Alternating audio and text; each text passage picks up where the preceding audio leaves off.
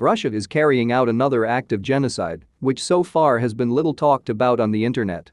At least, this issue is little covered, both on YouTube and by the Ukrainian authorities. And this is deportation.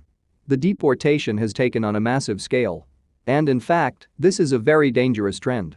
Several 100,000 people, Ukrainians, are already in Russia.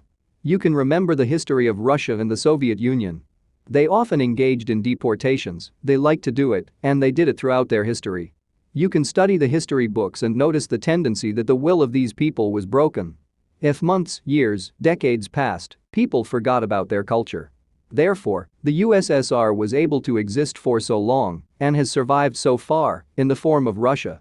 Because the USSR and Russia have always engaged in brainwashing, and they have always done it successfully. And do not underestimate the fact that, unfortunately, Russia knows how to do this. Brainwash. Under the condition of deportation, people are even more susceptible to brainwashing. Especially if they are children. There is a chance that these children will forever be mentally lost to Ukraine. In conditions of deportation, lack of money, malnutrition, these people can become drunk, lose their will, or break down psychologically. Therefore, as soon as possible they need to be rescued from the Russian trap. Russia uses its low economically territories to deport people there. And often these were distant, hard-to-reach places.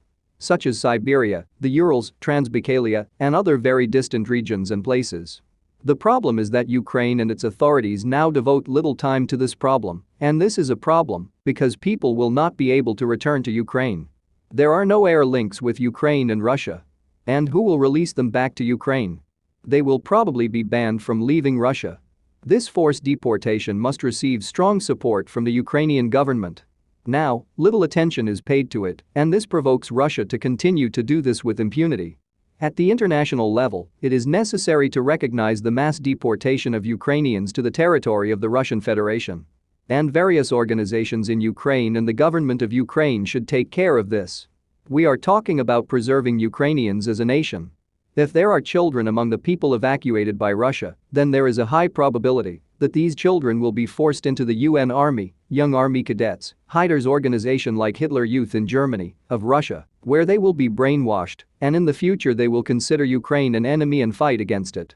Therefore, as mentioned above, the problem of deportation is one of the main problems of the war against Ukraine, and this must be declared so that the whole world knows about the scale of the deportation of Ukrainians. All this became possible, as well as the massacres in Bucha, Gostomel, Mariupol, because the population did not have weapons and because Ukraine did not evacuate its population to the western part of Ukraine in advance, even when the United States reported that on Ukraine is about to be attacked. As a result, civilians were blocked in the cities where Russia began to destroy them, some of them began to be taken to Russia.